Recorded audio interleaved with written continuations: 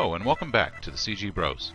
This is Brother Damien, and this is part 2 of the session on creating a sophisticated Pirate's Flag cloth simulation using Blender.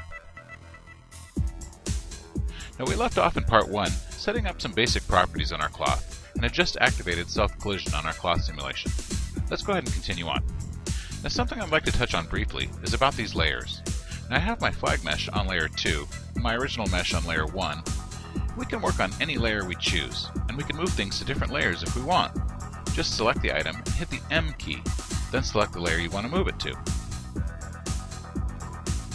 You can think of these layers like rooms, and only the things in the same room are aware of or can see each other. You might say, well, that's no good, why would they do that?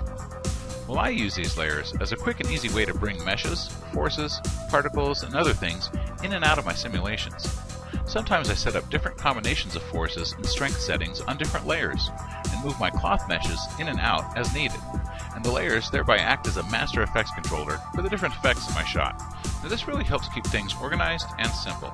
And the key to creating effects quickly is keeping things simple, because keeping them simple keeps them in control.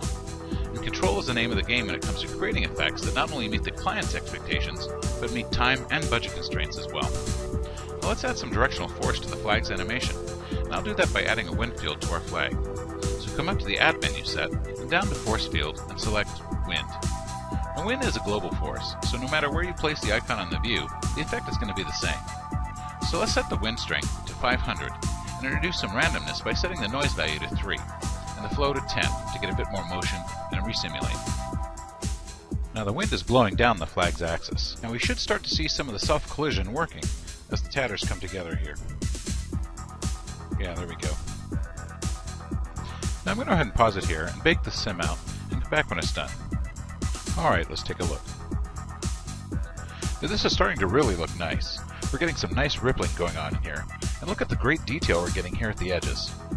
Now the flag is feeling a bit light to me though, so I'm going to go ahead and adjust its weight or mass from 0.3 to 1. I also think this could use an additional force to add some more visual interest to the flag's motion by breaking up the first one a bit. Now come up to Add, Force Field, Wind. I'm going to go ahead and also move this over and up a bit.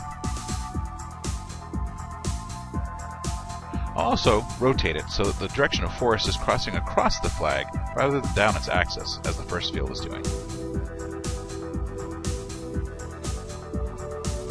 Now set the strength on this wind to 300 with a noise value of 5 and a flow of 6. Let's go ahead and see how this affects the flag's behavior. Let's go ahead and resimulate it. Now pause it and bake this out, and come back when it's done. Okay, let's play it. Now this is looking a lot more natural, but I can see that by increasing the flag's mass, we'll need to kick up the strength on our first force a bit more. Now I'll select it and set it to 1000, then resim this again. Now setting up believable simulations takes a lot of back and forth tweaking of forces and values. And by tweaking one, you'll often find that you'll have to tweak the others to obtain a good balance between them. So be patient and keep it simple. And by keeping it simple I mean that you should be able to get 95% of the way there for most effects with 2 to 3 forces. Now don't go crazy, or you'll find yourself endlessly tweaking for days, and your boss will start looking for another effects artist. So I'll go ahead and pause it here and bake this out and come back when it's done. Okay. Now that looks fantastic. The flag has some nice weight, but not too heavy, and it's moving nicely with some complex motion in the body, flaps, and the tatters. Now I could start adjusting the gravity and other attributes here under the cloth field weights dropdown, but I'm not going to. I'm going to try to keep it simple, and I'm happy with this. So let's go ahead and work on the appearance a bit. Now, you may have noticed some faceting or creasing on the flag mesh as it simulates. I'll take care of that now by adding a subdivision surface modifier to our flag by selecting the flag mesh and coming over to the navigator and over to the object modifier tab and to the add modifier pull down and selecting the sub-D surface modifier. Now you can instantly see the refinement of the mesh in the viewport. Now I'm going to set the subdivision level in the viewport to 2, maybe 3. 3 crashes some machines. 4, well, just save your file before trying it. Now that looks pretty smooth now. Now let's set our rendering subdivisions to 3 as well, and render out a frame and see what we've got. Well, that's really looking great. I don't know about you, but I'm getting pretty excited. There's one more thing I might want to do.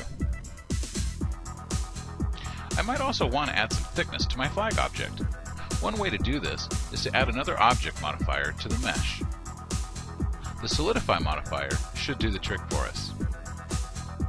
You can see that the mesh has gained some thickness, and this can be adjusted using the thickness attribute. I'll go ahead and set it to 0.02.